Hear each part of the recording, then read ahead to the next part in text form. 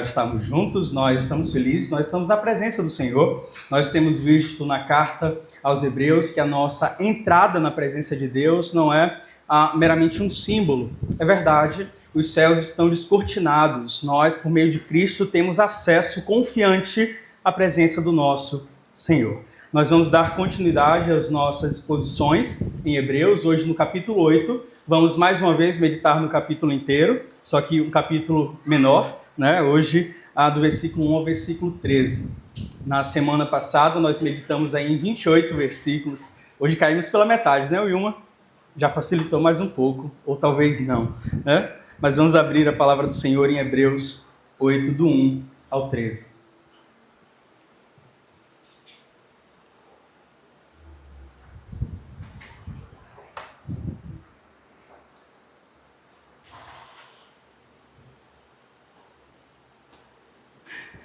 Todos encontraram? Hebreus, capítulo 8, versículo 1 ao 13. Amém? Amém. Diz o seguinte a palavra do Senhor.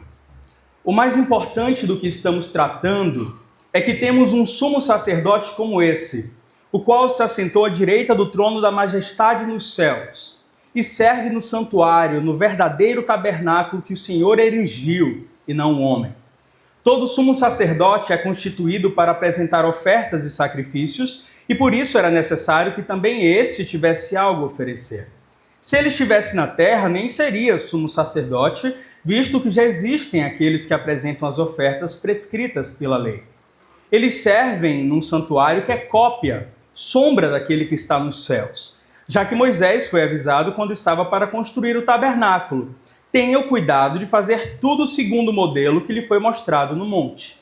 Agora, porém, o ministério que Jesus recebeu é superior ao deles, assim como também a aliança da qual ele é mediador é superior à antiga, sendo baseada em promessas superiores. Pois se aquela primeira aliança fosse perfeita, não seria necessário procurar lugar para outra. Deus, porém, achou o povo em falta e disse: estão chegando os dias, declara o Senhor, quando farei uma nova aliança com a comunidade de Israel e com a comunidade de Judá. Não será como a aliança que fiz com seus antepassados quando os tomei pela mão para tirá-los do Egito. Visto que eles não permaneceram fiéis à minha aliança, eu me afastei deles, diz o Senhor. Esta é a aliança que eu farei com a comunidade de Israel depois daqueles dias, declara o Senhor. Eu porei minhas leis em suas mentes e as escreverei em seus corações. Serei o Deus deles e eles serão o meu povo. Ninguém mais ensinará ao seu próximo nem ao seu irmão, dizendo: conheça o Senhor, porque todos eles me conhecerão, desde o menor até o maior. Porque eu lhes perdoarei a maldade e não me lembrarei mais dos seus pecados. Chamando nova esta aliança, ele tornou antiquada a primeira, e o que se torna antiquado, envelhecido, está a ponto de desaparecer. Vamos orar mais uma vez. Senhor, nós somos o teu povo reunido, nós pedimos que o Senhor haja conosco com misericórdia. Nós não podemos compreender a tua palavra se assim o seu Espírito não nos conduzir, não nos instruir. Que diante dela nós só pedimos uma coisa ao Senhor, que rompendo a dureza do nosso coração, o Senhor nos aponte Cristo. O Cristo que transforma, muda a vida, o Cristo que tem promessas firmes que permanecem de pé, o Cristo que nos conduzirá à eternidade. Nós agradecemos pelo seu cuidado conosco, por cultuarmos a Ti livremente, com liberdade, termos acesso à Tua palavra. Isso é obra maravilhosa das mãos do Senhor. E nós Te rendemos honra, glória, toda exaltação hoje e sempre. Assim nós oramos em nome de Jesus. Amém. Meus queridos, vocês já ouviram falar de uma expressão, ou meio que um termo, né? Que diz amor platônico? Jefferson certamente está ali balançando a cabeça, que sim. Geralmente tem nada a ver com Jefferson não, viu? Vou ficar quieto.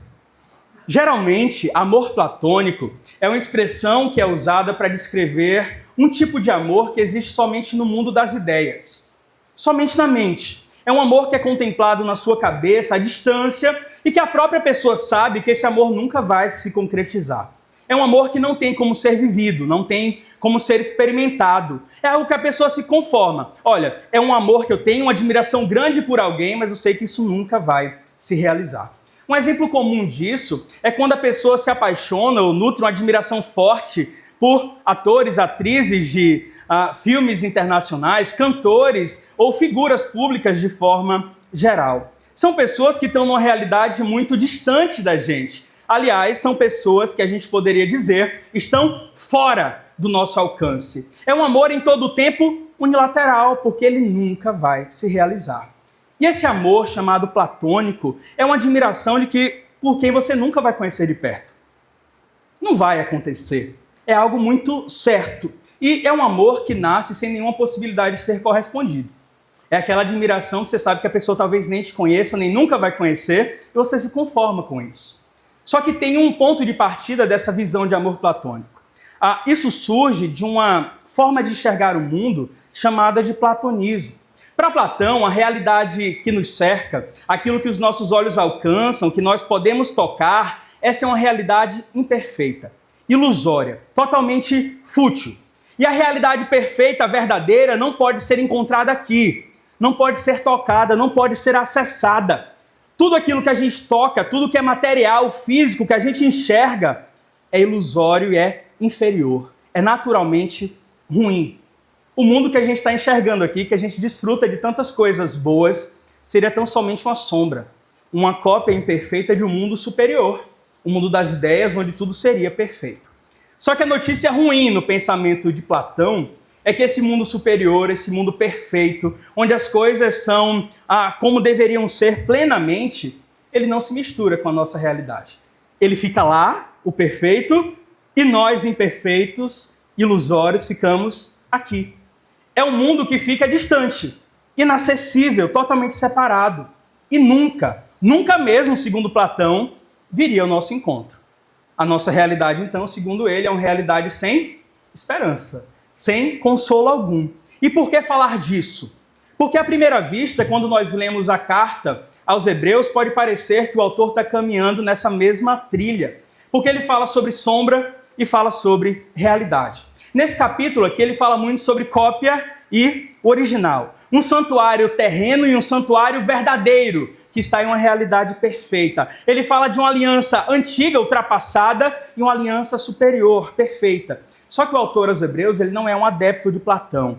Esse pensamento platônico de que tudo que é material não presta, é inútil, ilusório, não tem como conviver pacificamente com a visão cristã.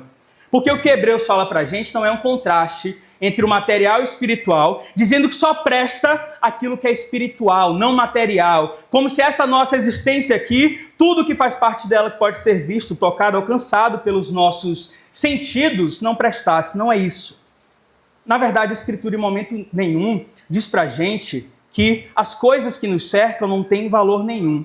O que o autor coloca pra gente é um contraste, um abismo que tem que ficar muito certo no nosso coração, entre aquilo que é passageiro e aquilo que é permanente. Aquilo que é provisório e aquilo que é definitivo. Aquilo que é temporário e aquilo que é eterno. Ou como ele usa aqui, mais uma vez, aquilo que é sombra e aquilo que é a realidade, a imagem perfeita.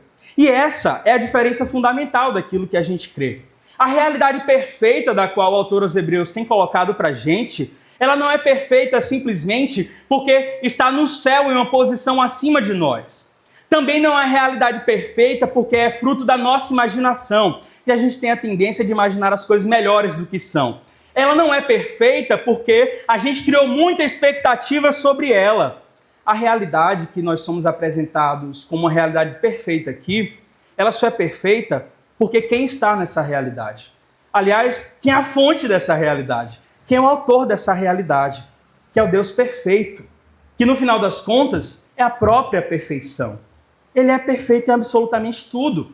E diferente para o nosso consolo daquilo que Platão imaginava, a realidade perfeita que o autor aos Hebreus apresenta para a gente não é distante, inacessível, não é uma realidade que nunca vai tocar na nossa, não é uma realidade que fica lá como ideal para a gente só pensar nela.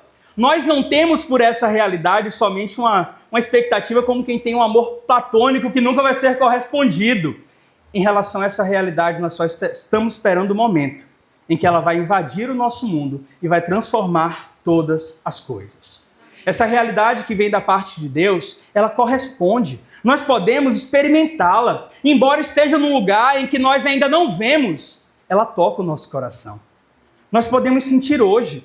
Nós hoje experimentamos o efeito dessa realidade perfeita, enquanto aguardamos o dia em que o véu da história será tirado, essa realidade será descortinada e com esses olhos que a gente vê coisas não muito boas, nós veremos essa realidade perfeita diante de nós. Essa é a nossa esperança. E é isso que nós veremos hoje no capítulo 8 de Hebreus. Nós continuamos refletindo sobre a superioridade de Cristo.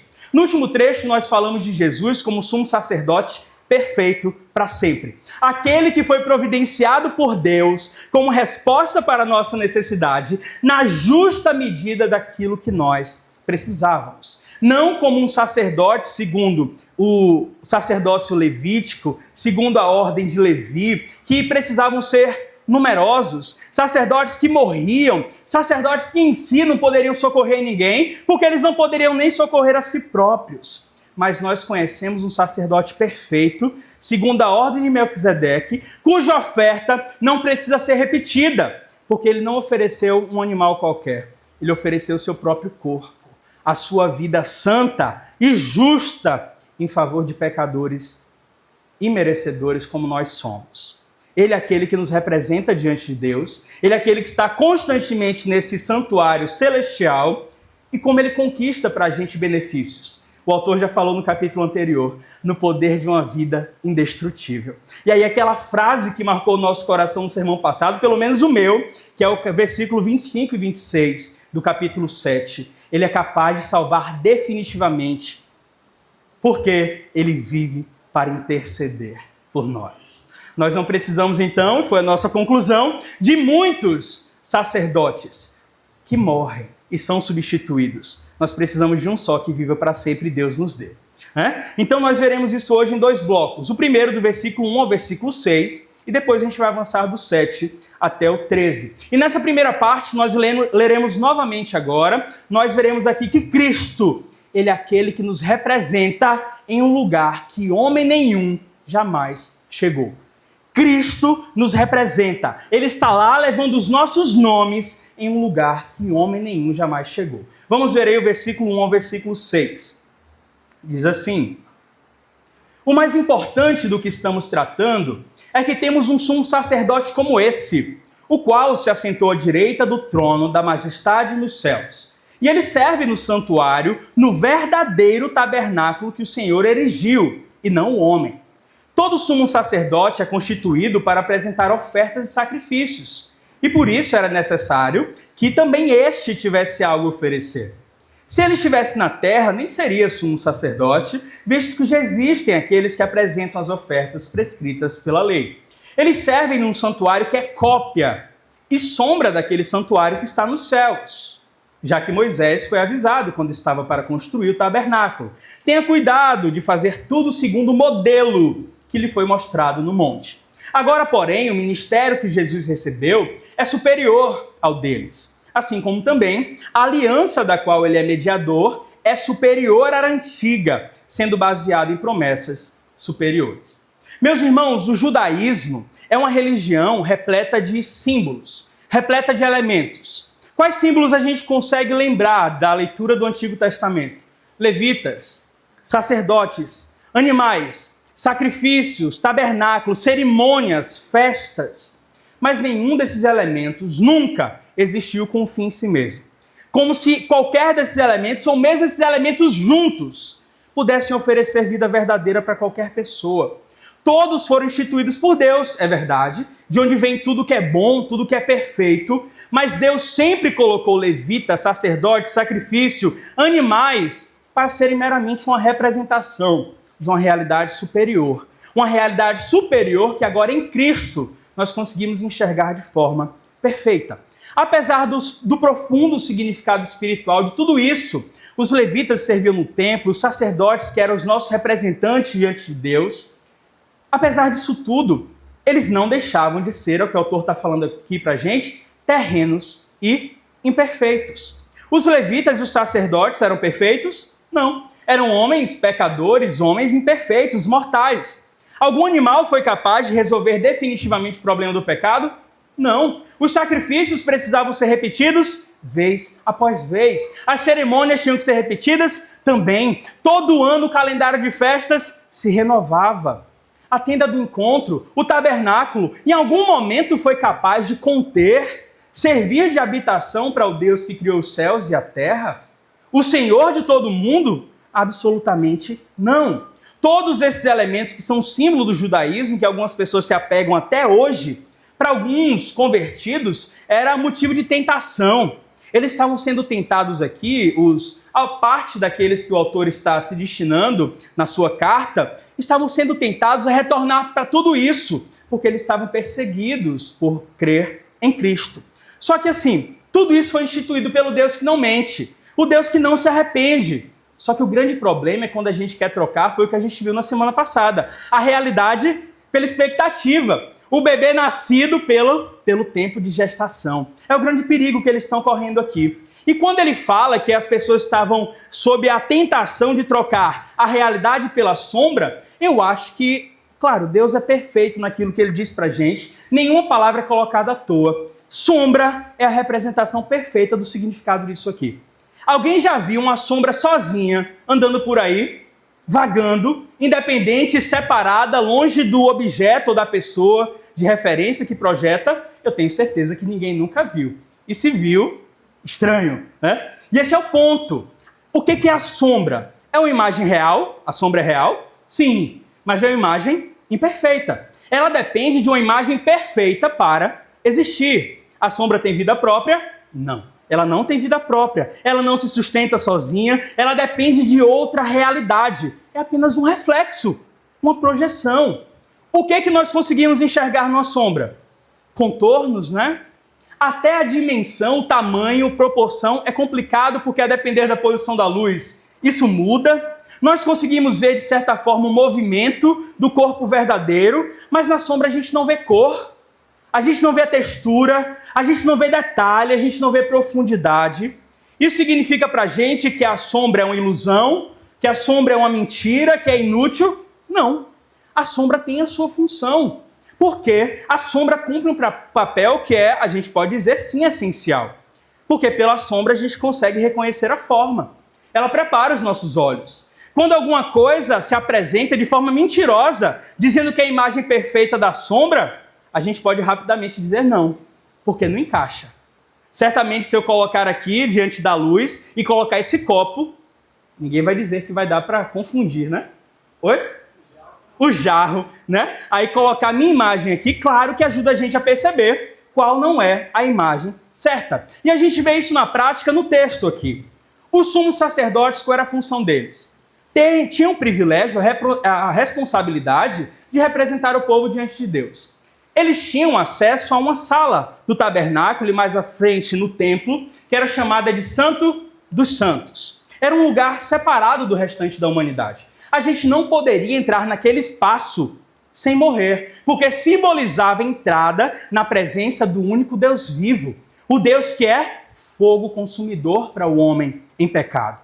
E ali, uma vez por ano, o sumo sacerdote oferecia sacrifício por toda a comunidade de Israel. Mas ele não permanecia ali. Ele entrava, oferecia o sacrifício e saía.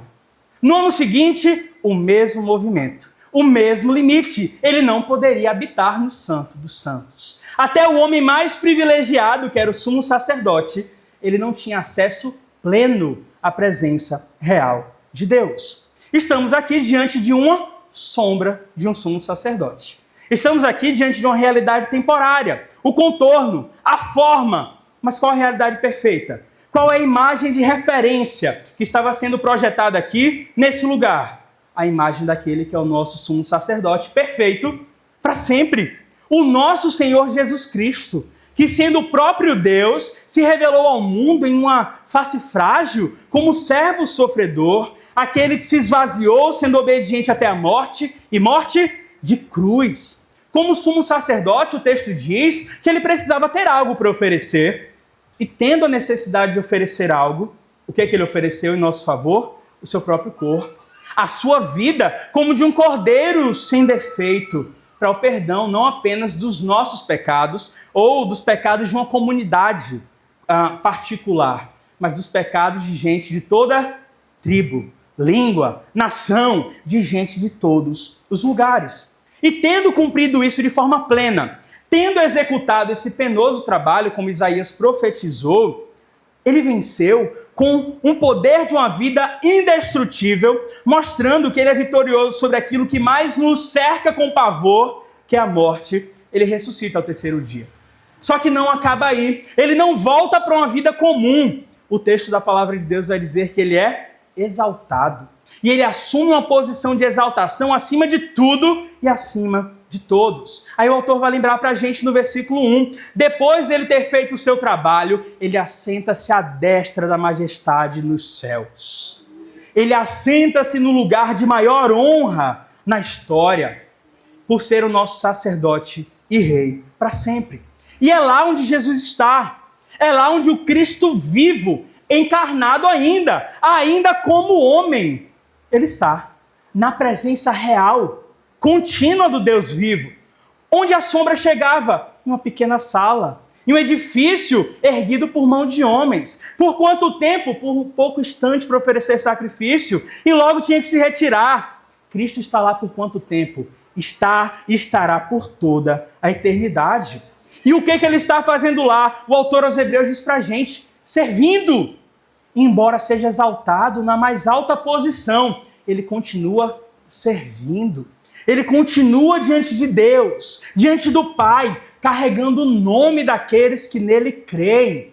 Ele leva o nosso nome não para um espaço pequeno, terreno, imperfeito, mas diante do Pai, do santuário pleno. E essa é a imagem perfeita que nos foi apresentada. Como é que a gente pode trocar essa imagem perfeita pela sombra? Como é que a gente pode retornar para aquilo que não transforma a vida? Agora nós temos cores, nós temos textura, nós temos um rosto que nós ainda não conhecemos, mas veremos um dia. Nós olhamos para ele e temos os detalhes, não apenas um contorno, uma silhueta, uma forma. Como eu disse, Cristo nos representa. Apesar de ser quem ele é, ele se coloca em nosso favor, em um lugar que nenhum homem pode fazer. Nenhum homem é sacerdote suficiente como Cristo. Nenhum homem pode se posicionar entre a minha vida e Deus e dizer que pode aproximar. Só Cristo pode fazer isso. É porque Cristo nos representa no lugar onde nenhum outro homem pode chegar, que nós podemos desfrutar de benefícios que nenhum outro homem pode nos conceder. Benefício maravilhoso para agora. E é interessante, nesse primeiro bloco aqui ainda, que na história de Israel, palácio e templo ficavam em lugares totalmente separados, espaços distintos. O sacerdote não vivia no palácio e o rei não tinha acesso ao Santo dos Santos. Eram posições que não se acumulavam. E aí a gente pensa em um mundo marcado por governos corruptos como o nosso, em um mundo de impiedade, injustiça. A gente pensa que santuário, templo, aquilo que representa a presença de Deus no mundo, e os tronos não podem se aproximar. É absolutamente impossível que o trono se junte ao lugar onde Deus se revela. Mas Cristo fez exatamente isso. Cristo conseguiu unir trono e templo em um só lugar. E assim será por toda a eternidade, porque ele é o nosso sacerdote e rei perfeito. Em Apocalipse 16, versículo 17, João narra para a gente que ouviu uma grande voz que saiu do templo do céu e do trono. É de lá, do templo e do trono, unidos, de onde procede tudo aquilo que nós precisamos para uma vida perseverante desse mundo e de onde procede a vida que nos sustentará por toda a eternidade. Nessa realidade perfeita da eternidade, como aqui não será, porque aqui nós não conseguimos juntar essas duas realidades que ainda são imperfeitas sem trazer dificuldade, mas templo e trono não estão separados. Eles se tornam um só, mas não centrado em homens, mas no Filho que se tornou sacerdote e rei para sempre. Aquele que se ofereceu por nós e vive para interceder é o mesmo que reina sobre nós e reinará eternamente com justiça. Essa é a bênção que Cristo garante para nós por ter adentrado o céu. É incomparável. Os irmãos conseguem pensar que antes, até a imagem perfeita, a sombra nos ameaçava, era um risco para a gente. O Santo dos Santos era protegido contra nós. A arca da aliança, que representava a presença de Deus, estava protegida contra nós. Só que agora, na realidade perfeita, não na sombra, na imagem gloriosa do santuário de Deus, que o santuário terreno era somente, como é que o autor diz aqui? Uma cópia, uma sombra. Esse lugar será adentrado por todos aqueles que creem. Se antes nós não poderíamos entrar nessa sala, construída por mão de homens, essa arca da aliança que foi formada também por homens, agora nós podemos entrar no lugar perfeito, que é o santuário eterno de Deus. E como? Pela fé em Cristo, reconhecendo como a provisão de Deus para nos aproximar dele. E nós entramos no santuário eterno por meio do nosso sacerdote, não como visitantes, que vão volta e meia, mas como pessoas que entrarão lá para nunca se distanciar. E eu queria que os irmãos abrissem comigo para mostrar que entraremos lá como habitantes eternos. Apocalipse 21, versículo 3. Vamos ler esse texto.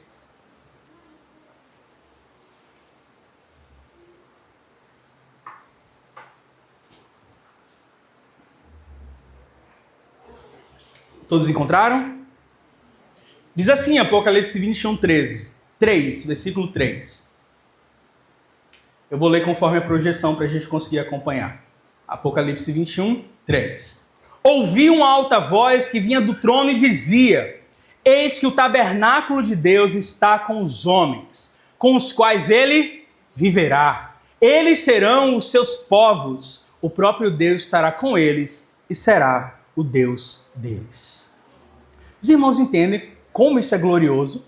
A gente não poderia entrar numa sala pequena, só o sumo sacerdote poderia. Mas a promessa que é feita para os que creem, não para aqueles que passam por ritos de purificação, não para aqueles que obedecem um conjunto de regras, mas para aqueles que creem, é que hoje nós podemos entrar com confiança no Santo dos Santos, por meio de Cristo, e um dia nós habitaremos no Santo dos Santos por meio de Cristo. E não será uma sala pequena. Todo mundo será transformado em um grande templo de adoração ao Senhor, o tabernáculo de Deus com os homens. Essa será a realidade daqueles que creem, porque Cristo, o nosso representante fiel, ele está sentado no trono ao lado do Pai. Ele está nessa realidade, no verdadeiro tabernáculo. Agora olha que crise pode gerar na gente. Quem é esse que está no santuário perfeito? Aquele que se revelou na história como servo sofredor, vindo de Nazaré, filho de José e Maria, filho de um carpinteiro. Aquele que morreu como maldito numa cruz. Aquele que não tinha riquezas, que nos últimos momentos da sua vida foi abandonado por tanta gente. Ele não tinha majestade atrativa, mas hoje, como homem ainda, ele ocupa o lugar que nenhum homem jamais chegou. Mas nós chegaremos porque ele está lá. Esperança para o nosso coração. Porque ele fez isso para deixar que aquela posição nos céus estivessem abertas diante de nós para toda a eternidade. E o autor ainda faz questão de dizer o que é que ele está fazendo lá. Cristo cumpriu uma obra pesada, penosa, dolorosa. Ele morreu, ressuscitou. Mas quando ele ascende ao Pai, volta, tem devolvido a sua posição de glória, o texto não diz que ele está lá descansando. O texto não diz que ele está lá de braços cruzados, ocioso. Ele está lá servindo. Ele está lá intercedendo por nós. Para que nós sejamos aceitos pela fé, para que a graça de Deus continue nos cobrindo, para que a gente possa entrar hoje com confiança na presença do Senhor e a gente possa habitar eternamente na presença do Senhor. Cristo nos representa em um lugar onde nenhum homem jamais chegou. Por isso podemos obter favores que nenhum homem jamais foi capaz de conceder. Isso conduz ao segundo ponto, a segunda parte do nosso texto, que mostra que Cristo, ele faz uma obra no nosso coração que nenhum homem é capaz de fazer. Cristo faz algo em nós, na fonte da nossa vida, que nenhum homem poderia realizar. Vamos ver isso, versículo 7 ao 13.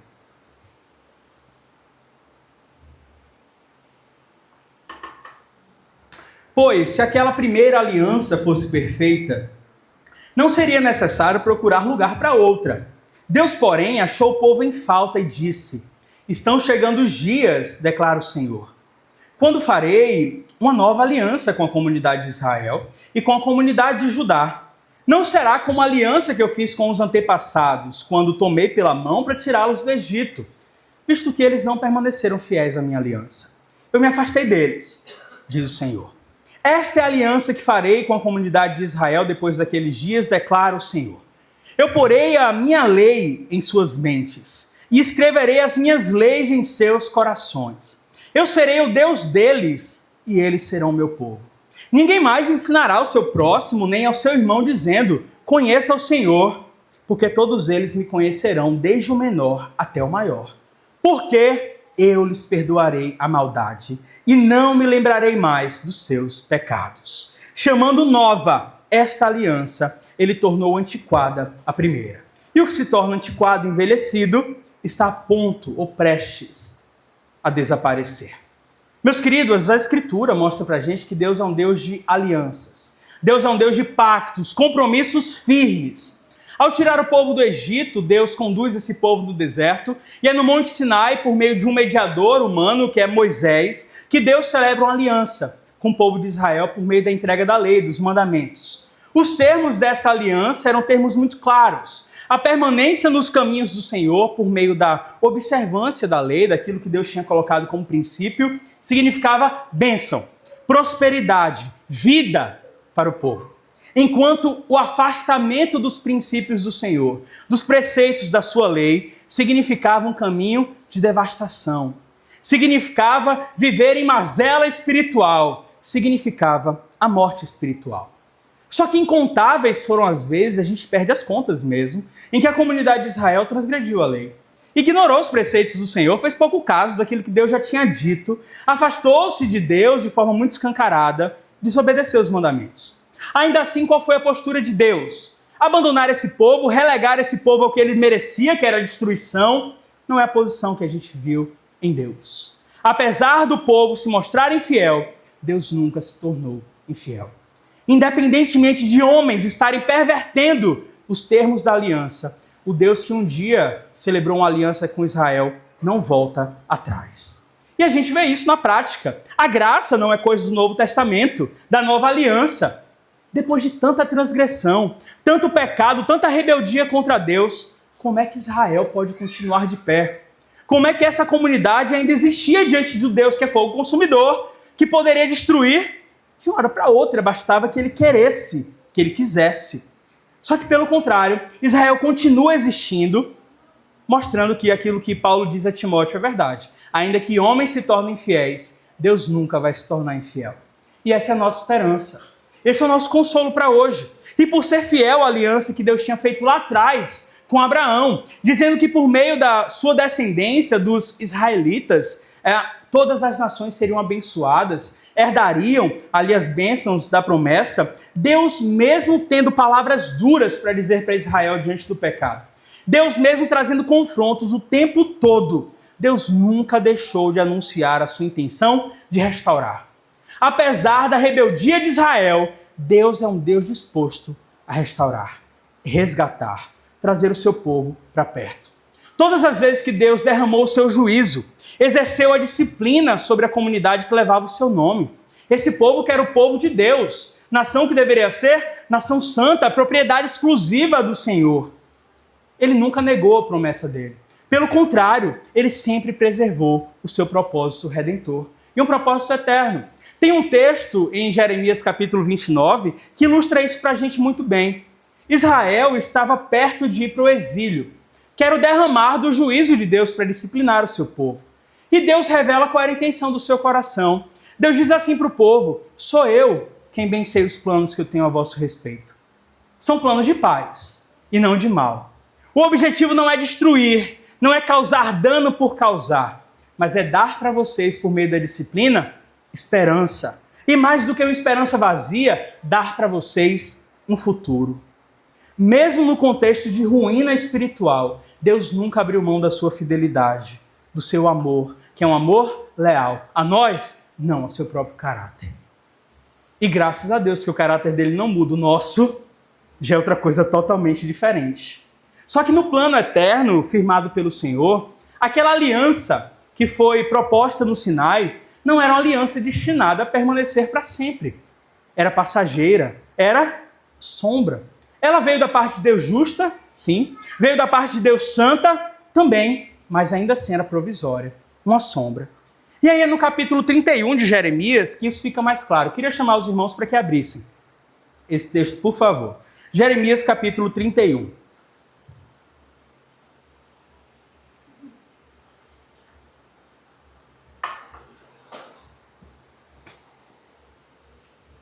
Todos encontraram Jeremias 31?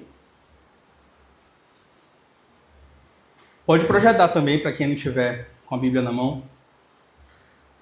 Os irmãos vão verificar que em Jeremias 31 até o versículo 14, nós temos Deus trazendo agora boas notícias. Se bem que quando ele anuncia o seu juízo, o povo não sabia, mas também era uma boa notícia. O propósito era a restauração. Só que Deus agora traz palavra de consolo. Isso fica claro para a gente. Deus promete restaurar Israel e Judá. Deus promete que no lugar da devastação haverá alegria, haverá paz. Ele promete que no lugar da morte haverá esperança verdadeira e não haverá mais desespero. Só que o centro da promessa não é apenas a restauração nacional, trazendo o povo de volta para a sua terra e fazendo com que eles tenham uma vida ali feliz. Nem é uma oportunidade assim de disciplinou o povo, agora eu vou te dar uma oportunidade para vocês se comportarem melhor. A promessa que Deus faz de restauração é uma restauração que não depende do povo. É uma restauração incondicional que parte de Deus, que é fiel às suas promessas. Os irmãos vão olhar aí no versículo 31 ao 34 de Jeremias 31. Esses são exatamente os mesmos versículos que o autor aos Hebreus está citando nesse trecho. Ele está trazendo isso de forma literal. E aí Deus anuncia algo radicalmente novo. É algo que nunca se viu na história do pacto. É algo que nunca se viu na história das alianças. É o texto que o autor da carta cita aqui. Eu vou ler. Jeremias 31, do 31 ao 34. Ele diz: eis que vem dias, diz o Senhor, em que farei uma aliança nova com a casa de Israel e com a casa de Judá. Não conforme a aliança que fiz com os seus pais no dia em que os tomei pela mão para tirar da terra do Egito. Porque eles invalidaram a minha aliança, apesar de eu os haver desposado, diz o Senhor. Mas essa é a aliança que farei com a casa de Israel depois daqueles dias, diz o Senhor. 2 pontos. Porei a minha lei no seu interior e a escreverei no seu coração. E eu serei o seu Deus e eles serão o meu povo. E não ensinará mais cada um a seu próximo, mas nem cada um ao seu irmão, dizendo: conhecei o Senhor, porque todos me conhecerão. Desde o menor até o maior deles, diz o Senhor, porque eu lhes perdoarei a sua maldade e nunca mais me lembrarei dos seus pecados. É uma nova aliança anunciada por Deus para a comunidade de Israel e é uma nova aliança que alcança os nossos dias. É uma nova aliança que não seria escrita em tábuas de pedra, mas seria escrita no coração do homem. Não é uma nova aliança que vem querer produzir uma transformação de fora para dentro, mas é de dentro para fora. A lei de Deus não estaria mais sendo ensinada, pregada, exposta. Essa lei agora seria introduzida, gravada no coração do povo para que nunca se esquecesse. E esse povo agora não precisaria mais de profetas, como foi Moisés. Não precisaria mais de sacerdotes, como foi Arão, para aplicar a lei. Porque a promessa de Deus é que todos conheceriam ao Senhor. Não precisaria que ninguém ficasse de cá, conheça Deus, Deus é assim. Do menor ao maior, todos conheceriam ao Senhor. Não por uma mera instrução, mas porque Deus trocaria a fonte da vida. Deus trocaria em nós aquilo que é o nosso maior causador de problemas. O maior problema do coração do homem é o próprio coração do homem. E Deus sabe disso, tanto que ele diz: acima de tudo que você for guardar, guarda o teu coração. Só que o ponto decisivo dessa nova aliança nem chegou aqui ainda pra gente. Não é simplesmente uma lei gravada nos corações. Não é simplesmente que todo mundo, do menor ao maior, vai conhecer a Deus. O ponto máximo dessa nova aliança é o perdão definitivo dos pecados. Deus traz uma palavra de conforto pleno. Ele diz que perdoaria a maldade do seu povo e dos pecados não mais se lembraria. Meus irmãos, onde há perdão, não tem juízo. Onde há perdão, não tem condenação. Onde há perdão, não tem ira. Onde há perdão, não tem risco. Onde há perdão, tem segurança. Onde há perdão tem paz. E é isso que Deus nos ofereceu de bom grado, unilateralmente, não por nós, mas porque ainda que homens se tornem fiéis, Deus não se torna infiel. E qual o resultado dessa nova aliança? Exatamente o que o autor aos Hebreus passa a dizer para a gente. Essa nova aliança não convive pacificamente com outras. Não tem como você pegar uma parte do judaísmo e querer agora viver junto com o cristianismo. A antiga aliança, que era imperfeita, meramente preparatória, é uma sombra. E ela se revelou, o autor diz para a gente aqui, antiquada, ultrapassada. E aquilo que é ultrapassado, antiquado, obsoleto, desaparece. Fica para trás, para dar lugar a uma realidade perfeita. E essa nova aliança, ela não é mediada, e a gente está chegando no ponto-chave, por homens como Abraão, Moisés, Davi, que foram importantes na narrativa bíblica, não foram? Foram homens importantes que foram usados por Deus, mas homens que não foram plenos em obediência. Como é que eles vão fazer alguma coisa que possa gravar no nosso coração a obediência a Deus? Eram homens fracos. Nunca foram capazes de fazer com que o coração da humanidade do seu tempo se voltasse para o Senhor. Não poderia ser nenhum deles, senão seria mais do mesmo. Coisa repetida, não algo novo.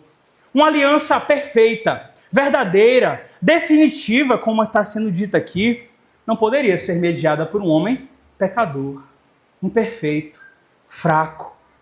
E nós não somos decepcionados. Deus preparou antes da fundação do mundo aquele que mediaria para nós essa aliança. Aquele que gravaria a palavra do Senhor nos nossos corações. Aquele que nos faria conhecer a Deus, sendo o próprio Deus. E quem é Ele? Nós sabemos. Jesus Cristo, Filho perfeito para sempre. Justo, santo. Aquele que, sem pecado, fez o que a gente não poderia fazer. E agora onde Ele está, exaltado acima de todos. E Ele faz a antiga aliança ser superada, não pela violência, mas pelo poder de alguém que passou pela morte, mas a morte não foi capaz de detê-lo.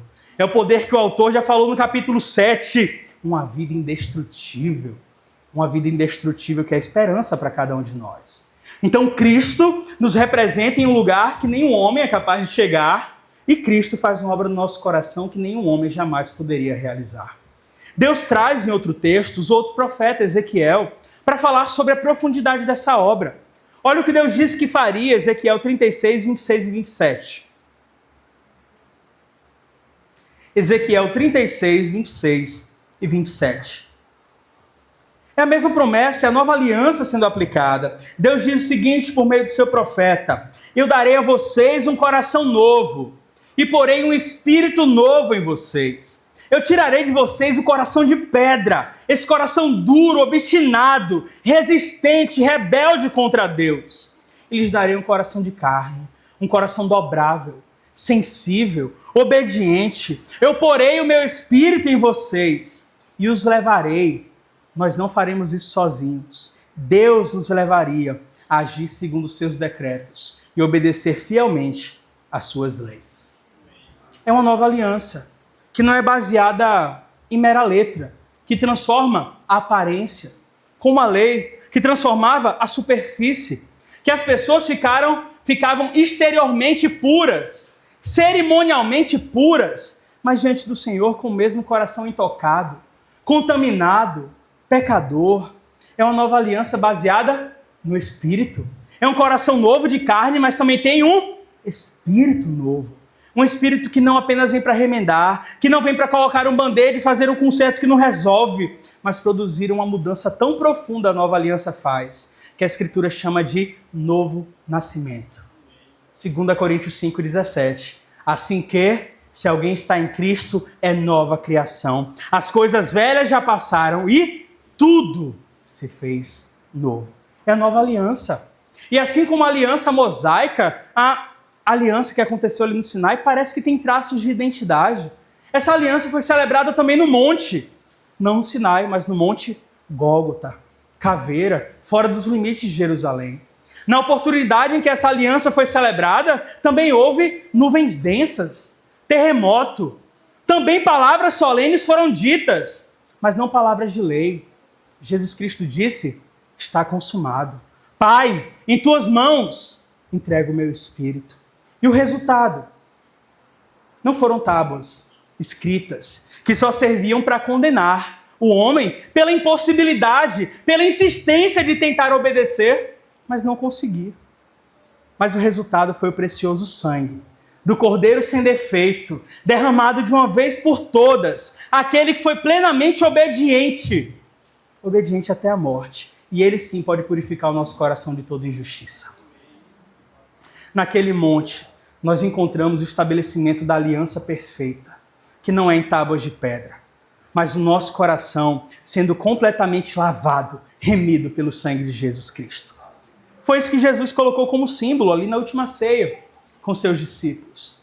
Comendo com eles, ele após a ceia, ele pega o cálice e ele fala, este é o cálice da nova aliança. O sangue derramado em favor de vocês. E como nós ficamos diante do texto que o autor aos Hebreus está colocando? Glória a Deus, porque a realidade imperfeita não teve a palavra final. Glória a Deus que nós não precisamos ficar presos à sombra, aquilo que é repetitivo e não resolve o problema.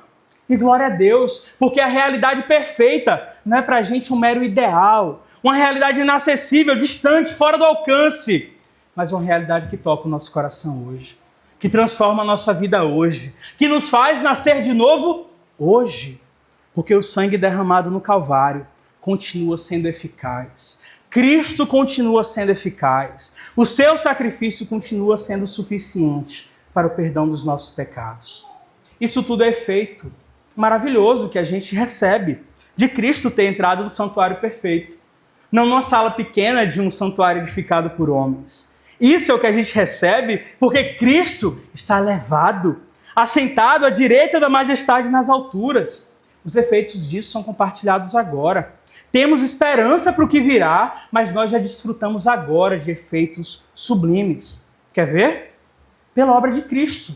Nosso sumo sacerdote para sempre, que é aplicada em nós pela fé, nós podemos dizer que já somos perdoados, se cremos nele.